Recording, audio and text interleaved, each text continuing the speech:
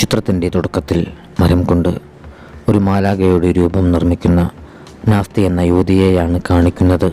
അവൾ ഉക്രൈനിലെ ശാന്തമായ ഒരു പ്രദേശത്ത് ഭർത്താവായ മൈക്കിളിനൊപ്പം താമസിച്ചു വരികയാണ്. അന്നേ ദിവസം അവരിരുവരും ബന്ധപ്പെടുകയും നാസ്ത്യ ഗർഭിണിയാവുകയും ചെയ്തിരുന്നു. നാസ്ത്യ ഒരു കലാകാരിയായിരുന്നു. അവൾ ചിത്രങ്ങൾ വരയ്ക്കുകയും മരം കൊണ്ട് ശില്പങ്ങൾ നിർമ്മിക്കുകയും ചെയ്തിരുന്നു. അവളുണ്ടാക്കിയിരുന്ന മാലാഖയുടെ ചെറിയ ശില്പം സംരക്ഷണത്തിനായി മൈക്കിൾ കയ്യിൽ കരുതാറുണ്ടായിരുന്നു. മൈക്കിൾ ഒരു കോളേജ് അധ്യാപകനാണ്. ഭൗതികശാസ്ത്രവും ഗണിതവും പരിസ്ഥിതിയുമായിരുന്നു അവൻ്റെ വിഷയങ്ങൾ. കോളേജിലെത്തിയ അവൻ TV-യിൽ ഒരു വാർത്ത കണ്ടു. ഉക്രൈനിലെ തലസ്ഥാന നഗരിയിൽ റഷ്യക്കെതിരെയുള്ള പ്രതിഷേധത്തിൽ കുറച്ചു പേർ കൊല്ലപ്പെട്ടിരുന്നു. ആയതിനാൽ തന്നെ ആ പ്രതിഷേധക്കാർ റഷ്യയെ ആക്രമിക്കാൻ പദ്ധതിയിടുന്നുണ്ട് എന്നതായിരുന്നു ആ ഒരു വാർത്ത. ക്ലാസ് എടുക്കുന്ന സമയത്ത് മൈക്കിളിനെ ഇവാൻ എന്നൊരു വിദ്യാർത്ഥി പരിഹസിച്ചിരുന്നു. വരത്തനായി നീ ഇവിടെ നിന്നും പോകണമെന്നും പറഞ്ഞുകൊണ്ട് ഇവാൻ മൈക്കിളിനോട് ദേഷ്യപ്പെട്ടു. റഷ്യൻ അനുകൂലിയായ ഇവാൻ്റെ വാക്കുകളെ മൈക്കിൾ അത്ര കാര്യമായി എടുത്തിരുന്നില്ല. ഇരുപക്ഷത്തും ചേരാത്ത ഒരു സമാധാനവാദിയായിരുന്നു മൈക്കിൾ. തൻ്റെ ഭാര്യയോടൊപ്പം മൈക്കിൾ സന്തോഷപൂർവമായൊരു ജീവിതമാണ് നയിച്ചിരുന്നത്. അങ്ങനെയിരിക്കെ ഒരു ദിവസം ജോലിക്ക് പോകുന്ന സമയത്ത് മൈക്കിൾ കുറച്ച് റഷ്യൻ സൈനികരെ കാണാനിടയായി. കോളേജിലെത്തിയ മൈക്കിൾ അവിടെ ആരെയും കാണാതെ പരിഭ്രാന്തനായി. ഈ സമയത്ത് റഷ്യ ഉക്രൈനെ ആക്രമിച്ചെന്നും പറഞ്ഞുകൊണ്ട് TV-യിൽ ന്യൂസ് ഉണ്ടായിരുന്നു. അപകടം മനസ്സിലാക്കിയ മൈക്കിൾ ഉടൻ തന്നെ തൻ്റെ വീട്ടിലേക്ക് പാഞ്ഞു. പക്ഷേ വൈകിപ്പോയിരുന്നു. വീട്ടിലേക്കെത്തിയ അവൻ കണ്ട കാഴ്ച അതിക്രമിച്ചു കയറിയ 2 റഷ്യൻ പട്ടാളക്കാർ നാസ്തിയെ ആക്രമിക്കുന്ന രംഗങ്ങളാണ്. അവിടേക്കെത്തിയ മൈക്കിളിനെയും പട്ടാളക്കാർ ക്രൂരമായി ആക്രമിച്ചു. നാസ്തി ഗർഭിണിയാണെന്ന് മൈക്കിൾ പറഞ്ഞെങ്കിലും പട്ടാളക്കാർ അവളെ ഉപദ്രവിക്കുന്നത് തുടർന്നു. അവിടെയുള്ള ചിത്രങ്ങളും മറ്റും കണ്ട് ഇരുവരും ഉക്രൈൻ്റെ ചാരന്മാരാണെന്ന് പട്ടാളക്കാർ തെറ്റിദ്ധരിച്ചിരുന്നു. പിന്നീട് അവരുടെ വീട് പരിശോധിച്ചതോടെ ഇരുവരും സാധാരണക്കാരാണെന്ന് ആ 2 സൈനികരും തിരിച്ചറിഞ്ഞു.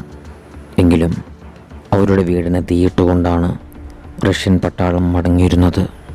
പട്ടാളക്കാർ തിരിച്ചു പോകുന്ന സമയത്ത് രോക്ഷത്തോടെ നാസ്ത്യ അവർക്കു നേരെ കല്ലെറിയാൻ ശ്രമിച്ചു. ഉടൻ തന്നെ സൈനികർ അവൾക്കു നേരെ നിറയൊഴിച്ചു. കൊല്ലപ്പെട്ട തൻ്റെ ഭാര്യയ്ക്കരികിൽ തകർന്ന ഹൃദയവുമായി മൈക്കിൾ കിടക്കുകയാണ്. അല്പസമയത്തിനകം തന്നെ കത്തിക്കരിഞ്ഞ് അവരുടെ വീട് ഒരു പിടി ചാരമായി മാറി. മണിക്കൂറുകൾക്ക് ശേഷം ഉക്രൈൻ സൈന്യത്തിലെ 2 അംഗങ്ങൾ അവരുടെ പക്കലേക്കെത്തി. അവർ മൈക്കിളിൻ്റെ രേഖകൾ പരിശോധിക്കുകയും അവനൊരു സാധാരണക്കാരനാണെന്ന് മനസ്സിലാക്കുകയും ചെയ്തു. ശേഷം നാസ്തിയുടെ മൃതദേഹം അടക്കം ചെയ്യാൻ അവർ അവനെ സഹായിച്ചു. തിരികെ പോകുന്ന സമയത്ത് ആ സൈനികർ മൈക്കിളിനെ കൂടെ കൂട്ടിയിരുന്നു. പോകുന്ന സമയത്ത് അവൻ തൻ്റെ ഭാര്യ മരം കൊണ്ട് നിർമ്മിച്ചിരുന്ന ആ മാലാഖയുടെ രൂപവും കയ്യിലെടുത്തിരുന്നു. മൈക്കിളിനെ കൂട്ടിക്കൊണ്ടുവന്നിരുന്നത് സൈന്യത്തിലുണ്ടായിരുന്ന മറ്റുള്ളവർക്ക് ഇഷ്ടപ്പെട്ടിരുന്നില്ല. അവനൊരു റഷ്യൻ ചാരനായിരിക്കുമോ എന്ന് സൈന്യത്തിലുണ്ടായിരുന്ന മറ്റുള്ളവർ ഭയപ്പെട്ടിരുന്നു. എനിക്ക് റഷ്യക്കാരെ ഉക്രൈനിൽ നിന്നും ഓടിക്കണമെന്നും സൈന്യത്തിൽ ചേരാൻ ആഗ്രഹമുണ്ടെന്നും മൈക്കിൾ അവരോട് പറഞ്ഞു. അങ്ങനെ സൈന്യം മൈക്കിളിനെ കനത്ത പരിശീലനങ്ങൾ നൽകുകയാണ്. സമാധാനവാദിയായിരുന്നവൻ അന്നാണ് ആദ്യമായി തോക്ക് അസംബിൾ ചെയ്യാൻ പഠിക്കുന്നത്. ആയതിനാൽ തന്നെ മൈക്കിളിനെ മേലുദ്യോഗസ്ഥരുടെ പക്കൽ നിന്നും പരിഹാസങ്ങൾ കേട്ടിരുന്നു. പട്ടാളം അവന് രഹസ്യനാമമായി രേവൺ എന്ന പേരു നൽകി. കഠിനമായ പരിശീലനങ്ങൾ മൈക്കിളിനെ സംബന്ധിച്ചിടത്തോളം അത്യന്തം ശ്രമകരമായ ഒന്നായിരുന്നു. എങ്കിലും തൻ്റെ ഭാര്യയെ കൊന്നവരോട് പ്രതികാരം ചെയ്യണമെന്നുള്ള ചിന്ത അവനെ മുന്നോട്ട് നയിച്ചു. ഏതാനും ആഴ്ചകൾ മൈക്കിളവിടെ പരിശീലനം തുടർന്നു. വേണ്ടത്ര സ്നൈപ്പർമാരില്ല എന്നുള്ളതായിരുന്നു ഉക്രൈൻ സൈന്യം നേരിട്ടിരുന്ന പ്രധാന വെല്ലുവിളി. അങ്ങനെ സ്നൈപ്പർമാരാവാൻ ആഗ്രഹമുള്ളവർ മുന്നോട്ട് വരണമെന്ന് സൈന്യം പറയുകയാണ്. അതോടെ അവിടെയുണ്ടായിരുന്ന യുവാക്കൾക്കൊപ്പം മൈക്കിളും സന്നദ്ധത അറിയിച്ചു. മൈക്കിളിന് അതിന് സാധിക്കില്ലെന്നും പറഞ്ഞുകൊണ്ട് ഏവരും മൈക്കിളിനെ പരിഹസിക്കാൻ ആരംഭിച്ചു. പക്ഷേ വിട്ടുകൊടുക്കാൻ മൈക്കിൾ തയ്യാറായിരുന്നില്ല. 20 സെക്കൻഡിനുള്ളിൽ AK-47 അസംബിൾ ചെയ്താൽ നിന്നെ സ്നൈപ്പറിലേക്ക് എടുക്കാമെന്ന് സൈന്യം അവനോട് പറഞ്ഞു. എന്നാൽ മൈക്കിൾ കണ്ണുകെട്ടി 18 സെക്കൻഡ് കൊണ്ട് തന്നെ അത് അസംബിൾ ചെയ്തു. അങ്ങനെ മൈക്കിൾ ഏവരുടെയും പ്രശംസ പിടിച്ചു വാങ്ങി. പിന്നീട് മൈക്കിളിനെ ഒരു സ്നൈപ്പർ ആവാനുള്ള പരിശീലനങ്ങൾ ആരംഭിച്ചു. പ്രൊഫസറായിരുന്നതിനാൽ തന്നെ മൈക്കിളിനെ അവിടെ ഉണ്ടായിരുന്ന അധ്യാപകരെക്കാൾ വേഗത്തിൽ കണക്കുകൾ കൂട്ടാനായി സാധിച്ചിരുന്നു. വെടിയൊച്ച കേട്ടാലും സ്നൈപ്പർമാർ അനങ്ങരുതെന്ന് സൈന്യം പഠിപ്പിച്ചിരുന്നു. എന്നാൽ ആ ഒരു ടെസ്റ്റിൽ മൈക്കിൾ തോറ്റുപോയി.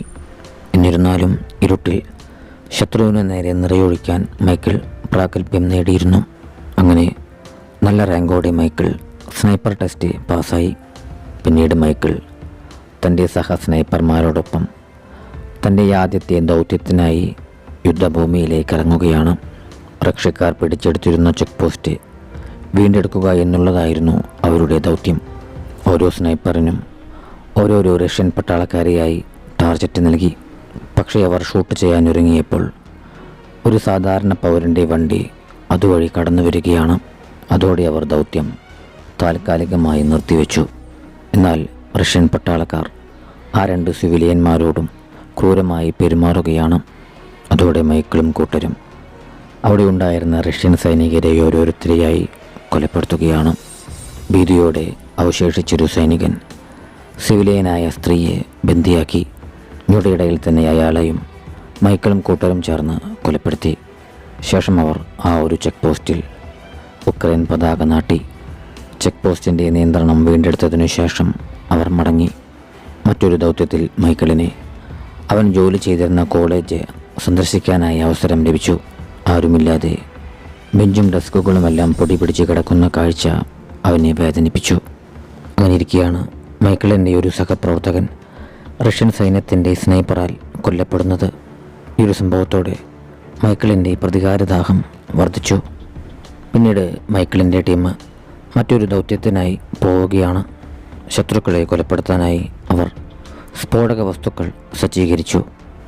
അല്പസമയത്തിനകം തന്നെ അവർ പ്രതീക്ഷിച്ചിരുന്നതുപോലെ തന്നെ റഷ്യൻ സൈന്യം അങ്ങോട്ടേക്കെത്തി. എന്നാൽ അല്പനേരം മൈക്കിൾ വെടിവെക്കാൻ മടിച്ചു നിന്നു. കാരണം അക്കൂട്ടത്തിൽ മൈക്കിളിൻ്റെ സ്റ്റുഡൻ്റായിരുന്ന ഇവാനുമുണ്ട്. അവൻ റഷ്യൻ സൈന്യത്തിൽ ചേർന്നിരിക്കുന്നു. ഈ ഒരു കാര്യം മൈക്കിൾ തൻ്റെ ക്യാപ്റ്റനെ അറിയിച്ചു. പിന്നീട് മൈക്കിളിൻ്റെ ക്യാപ്റ്റൻ്റെ ഉത്തരവിനനുസരിച്ച് അവനെ നിറയൊഴിക്കേണ്ടതായി വന്നു. അങ്ങനെ സ്ഫോടക വസ്തുക്കൾ തകർക്കുകയും ഇവാൻ ഉൾപ്പെടെ അവിടേക്ക് എത്തിയിരുന്ന റഷ്യൻ സൈനികരെയെല്ലാം അവർ കൊലപ്പെടുത്തുകയും ചെയ്തു. പിന്നീട് ഒരിടവേളയിൽ മൈക്കിളും ക്യാപ്റ്റനും തങ്ങളുടെ കുടുംബങ്ങളെക്കുറിച്ച് പരസ്പരം സംസാരിക്കുകയാണ്. ക്യാപ്റ്റൻ എപ്പോഴും തൻ്റെ കുടുംബ ഫോട്ടോ കയ്യിൽ കരുതാറുണ്ടായിരുന്നു. ക്യാപ്റ്റനും ഭാര്യയും അദ്ദേഹം പട്ടാളക്കാരനാണെന്നുള്ള കാര്യം പെൺമക്കളിൽ നിന്നും മറച്ചു വച്ചിരുന്നു. കുട്ടികൾ മനസമാധാനമായി ഉറങ്ങാനാണ് അപ്രകാരം ചെയ്തതെന്നും താൻ ഒരു ബിസിനസ് ടൂറിലാണെന്നാണ് കുട്ടികൾ കരുതിയിരിക്കുന്നതെന്നും ക്യാപ്റ്റൻ മൈക്കിളിനോട് പറഞ്ഞു. ഈ ഒരു സമയത്ത് മൈക്കിൾ തൻ്റെ ഭാര്യയെപ്പറ്റി പറഞ്ഞുകൊണ്ട് അവളുണ്ടാക്കിയിരുന്ന മരം കൊണ്ടുള്ള ആ ഒരു മാലാഖയെ ക്യാപ്റ്റനെ കാണിച്ചിരുന്നു. ദിവസങ്ങൾക്ക് ശേഷം മൈക്കിളും കൂട്ടരും റഷ്യൻ പട്ടാളക്കാരെ വകവരുത്താനായി ഒരു കിടങ്ങിൽ ഒളിച്ചിരിക്കുകയാണ്. എന്നാൽ ഈ ഒരു സമയത്ത് മൈക്കിൾ അതുവഴി വന്നിരുന്ന തൻ്റെ ഭാര്യയെ കൊന്ന ആ 2 പട്ടാളക്കാരെ കാണുകയാണ്. അതോടെ മൈക്കിളിന് അവൻ്റെ നിയന്ത്രണം നഷ്ടമായി. താൻ അവരെ ഷൂട്ട് ചെയ്തോട്ടെ എന്ന് അവൻ ക്യാപ്റ്റനോട് ചോദിച്ചു. ശത്രുക്കൾ ശരിയായ പൊസിഷനിലല്ലെന്നും അതിനാൽ തന്നെ ഇപ്പോൾ ഷൂട്ട് ചെയ്യുന്നത് പ്രത്യാഘാതമുണ്ടാക്കുമെന്നും ക്യാപ്റ്റൻ മൈക്കിളിനോട് പറഞ്ഞു. പക്ഷേ ഇത് കേൾക്കാതെ മൈക്കിൾ അക്കൂട്ടത്തിലുണ്ടായിരുന്ന ഒരു സൈനികനു നേരെ നിറയൊഴിച്ചു. അതോടുകൂടി മറിഞ്ഞിരുന്നിരുന്ന റഷ്യൻ സ്നൈപ്പർ സ്ഥാനം മനസ്സിലാക്കി ക്യാപ്റ്റനെ വെടിവെച്ച് കൊല്ലുകയാണ്. പിന്നീട് റഷ്യൻ സൈന്യം തുരതുര നിറയൊഴിക്കാൻ ആരംഭിച്ചു. മൈക്കിൾ മരിച്ചുപോയ ക്യാപ്റ്റൻ്റെ ശരീരം മറയാക്കി. ബോംബ് വർഷവും വെടിവെപ്പും അവർ ഏറെ നേരം തുടർന്നുകൊണ്ടിരുന്നു. ഭാഗ്യവശാൽ മൈക്കിളിനെ കിടങ്ങിലേക്ക് ചാടി അവിടെ നിന്നും രക്ഷപ്പെടാനായി സാധിച്ചിരുന്നു. അങ്ങനെ മരണമടഞ്ഞ കേണലിൻ്റെ മൃതശരീരവുമായി മൈക്കിൾ ഉക്രൈൻ സൈന്യത്തിൻ്റെ ക്യാമ്പിലേക്ക് തിരിച്ചെത്തി. താൻ കാരണമാണ് കേണൽ കൊല്ലപ്പെട്ടത് എന്നുള്ള ചിന്ത മൈക്കിളിനെ മാനസികമായി തളർത്തിയിരുന്നു. കേണലിൻ്റെ കുടുംബത്തെയോർത്ത് അവൻ വിലപിച്ചു. നീ കമാൻഡുകൾ അനുസരിക്കാത്തതിനാലാണ് ഇപ്രകാരം സംഭവിച്ചതെന്നും പറഞ്ഞ് മൈക്കിളിനെ സൈന്യത്തിൽ നിന്നും പുറത്താക്കി. കേണലിൻ്റെ മൃതശരീരം അവിടെ നിന്നും കൊണ്ടുപോകുന്ന കാഴ്ച മൈക്കിൾ ദുഃഖാർദ്രമായ ഭാവത്തോടെ നോക്കി നിന്നു. പിന്നീട് മൈക്കിൾ ഒറ്റയ്ക്ക് റഷ്യൻ സൈന്യവുമായി പടപൊരുതാൻ തീരുമാനിച്ചു. ഒളിഞ്ഞിരുന്നു കൊണ്ട് മൈക്കിൾ നിരവധി റഷ്യൻ സൈനികരെ വകവരുത്തി. അങ്ങനെ ഒരു ദൗത്യത്തിനിടെ മൈക്കിളിനെ അവൻ്റെ കയ്യിൽ വെടിയേറ്റിരുന്നു. അതോടെ മൈക്കിൾ ഒരു രഹസ്യ സങ്കേതത്തിലേക്ക് താമസം മാറുകയാണ്. ഈ ഒരു സമയത്ത് മൈക്കിളിനെ സൈന്യത്തിൽ നിന്നും ഒരു കോൾ വരികയാണ്. ക്യാപ്റ്റനെ കൊന്ന റഷ്യൻ സ്നൈപ്പറെ ഞങ്ങൾ തിരിച്ചറിഞ്ഞു. അയാളെ വകവരുത്താൻ നിന്റെ സഹായം ആവശ്യമുണ്ടെന്ന് സൈന്യം മൈക്കിളിനെ അറിയിച്ചു. അയാൾ അതിവിദഗ്ധനാണെന്നും ഇതിനോടകം തന്നെ 5 ഉക്രൈൻ സ്നൈപ്പർമാരെയും 3 പട്ടാളക്കാരെയും കൊലപ്പെടുത്തിയെന്നും സൈന്യം അവനെ അറിയിച്ചു. ആ റഷ്യൻ സ്നൈപ്പറുടെ പേര് സാരി എന്നായിരുന്നു. ഉക്രൈൻ സൈനികരുടെ മനോവീര്യം കെടുത്താൻ സാരി താൻ കൊലപ്പെടുത്തുന്ന രംഗങ്ങൾ വീഡിയോയിൽ റെക്കോർഡ് ചെയ്യുകയും അത് സാമൂഹ്യ മാധ്യമങ്ങളിൽ പോസ്റ്റ് ചെയ്യുകയും ചെയ്തിരുന്നു. അക്കൂട്ടത്തിൽ മൈക്കിളിൻ്റെ ക്യാപ്റ്റനെ കൊലപ്പെടുത്തുന്ന വീഡിയോയും ഉണ്ടായിരുന്നു. ദൗത്യത്തിൽ പങ്കെടുക്കാനായി മൈക്കിൾ ക്യാമ്പിലേക്ക് ചെന്നു. സാരി ഒളിച്ചിരിക്കുന്ന സ്ഥലം കൃത്യമായി അറിയാമായിരുന്നെങ്കിലും തൊട്ടടുത്തൊരു ക്ലോറിൻ ഫാക്ടറി ഉണ്ടായിരുന്നതിനാൽ അവർക്കവിടെ ബോംബിടാനായി സാധിക്കുകയില്ല. അങ്ങനെ ചെയ്താൽ വലിയ പരിസ്ഥിതി ആഘാതമുണ്ടാകും. അതിനാൽ തന്നെ അവർ സാരിയെ കൊലപ്പെടുത്താനായി മറ്റൊരു പദ്ധതി ആസൂത്രണം ചെയ്യുകയാണ്. സ്നൈപ്പർമാർ സാരിയുടെ അംഗരക്ഷകരായി നിൽക്കുന്ന സൈനികരെ കൊലപ്പെടുത്തണം.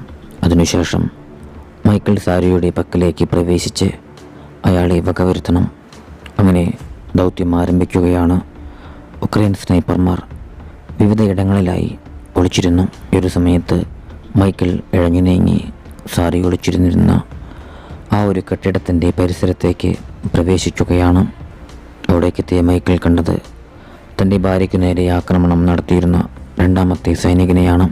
മൈക്കിളിനെ കണ്ട് നീ സമാധാനവാദിയായിരുന്നില്ലേ എന്ന് ആ സൈനികൻ ചോദിച്ചു. ഇടയിൽ തന്നെ മൈക്കിൾ അയാളെ കൊലപ്പെടുത്തുകയും തൻ്റെ ടീം അംഗങ്ങൾക്ക് നിർദ്ദേശം നൽകുകയും ചെയ്തു. അതോടെ ഉക്രൈനിയൻ സ്നൈപ്പർമാർ ഒരേ സമയം കാവൽ നിന്നിരുന്ന റഷ്യൻ പട്ടാളക്കാരെയെല്ലാം കൊലപ്പെടുത്തുകയാണ്.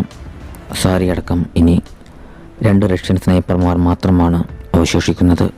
എന്തോ പ്രശ്നമുണ്ടെന്ന് സാരിക്ക് സംശയം തോന്നി. അയാൾ കാവൽ നിന്നിരുന്ന റഷ്യൻ സൈനികരുമായി കോണ്ടാക്ട് ചെയ്യാൻ ശ്രമിച്ചെങ്കിലും സാധിച്ചില്ല. സാരിയുടെ നിർദ്ദേശപ്രകാരം അവൻ്റെ സഹസ്നൈപ്പർ സൈനികരെ അന്വേഷിച്ചിറങ്ങി. അവരെല്ലാം കൊല്ലപ്പെട്ടതായി ആ റഷ്യൻ സ്നൈപ്പർ തിരിച്ചറിഞ്ഞു. ഇക്കാര്യം അയാൾ സാരിയെ അറിയിച്ചു. അതോടെ സാരി റഷ്യൻ സൈന്യത്തെ വിളിച്ച് ബാക്കപ്പ് ടീമിനെ ആവശ്യപ്പെടുകയാണ്. എന്നാൽ ഈ ഒരു തക്കത്തിന് മൈക്കിൾ സാരി ഒളിച്ചിരുന്നിരുന്ന ബിൽഡിങ്ങിനകത്തേക്ക് പ്രവേശിച്ചിരുന്നു.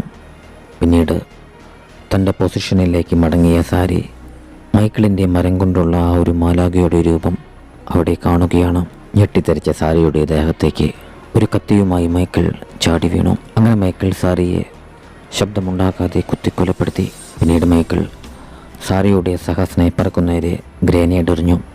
അങ്ങനെ ആ ഒരു ഗ്രനേഡ് പൊട്ടിത്തെറിച്ച് അയാളും കൊല്ലപ്പെടുകയാണ്. ഈ ഒരു സമയത്താണ് സാരി വിളിച്ചിരുന്ന റഷ്യൻ സൈന്യത്തിൻ്റെ ബാക്കപ്പ് ടീം അവിടേക്ക് എത്തുന്നത്. സാരിയുമായി കോണ്ടാക്ട് ചെയ്യാൻ ശ്രമിച്ച റഷ്യൻ സൈനികർക്ക് സാരിയുടെ റേഡിയോ ഉപയോഗിച്ച് മറുപടി നൽകിയത് മൈക്കിളായിരുന്നു. ഉടൻ തന്നെ മൈക്കിളിൻ്റെ വെടിയേറ്റ് കോൾ ചെയ്തിരുന്ന ആ ഒരു പട്ടാളക്കാരൻ കൊല്ലപ്പെട്ടു. ഭയന്നുറച്ച വാഹനത്തിൽ നിന്നും പുറത്തേക്കിറങ്ങിയ റഷ്യൻ സൈനികരെയെല്ലാം ഞൊടിയിടയിൽ തന്നെ ഉക്രൈൻ സ്നൈപ്പർമാർ വകവരുത്തി. മൈക്കിൾ തൻ്റെ ഭാര്യയെയും ക്യാപ്റ്റനെയും കൊന്നവരോടുള്ള പ്രതികാരദാഹം തീർത്തിരിക്കുകയാണ്. പിന്നീട് മൈക്കിൾ തൻ്റെ വീട്ടിലേക്ക് മടങ്ങി ഭാര്യയായ നാസ്തിയുടെ ശവകുടീരം സന്ദർശിക്കുകയാണ്. മൈക്കിളിനെ ഏറെ നേരം ഇനി അവിടെ തുടരാനാവില്ല. കാരണം അവനെ രാജ്യത്തിന് വേണ്ടി ഇനിയും ഏറെ കാര്യങ്ങൾ ചെയ്തു തീർക്കാനുണ്ട്. ശേഷം കാണിക്കുന്നത് റഷ്യൻ സൈനികരെ വകവരുത്താനായി ഒറ്റയ്ക്കൊരു ദൗത്യത്തിൽ ഏർപ്പെട്ടിരിക്കുന്ന മൈക്കിളിനെയാണ്. ഈ ഒരു സമയത്തും അവൻ തൻ്റെ ഭാര്യ ഉണ്ടാക്കിയിരുന്ന ആ ഒരു മാലാഖയുടെ രൂപം കൂടെ കരുതിയിരുന്നു. രാജ്യത്തിനു വേണ്ടി പോരാടിക്കൊണ്ടിരിക്കുന്ന ധീരനായ പട്ടാളക്കാരനായ മൈക്കിളിനെ കാണിച്ചുകൊണ്ട് ചിത്രം അവസാനിക്കുകയാണ്.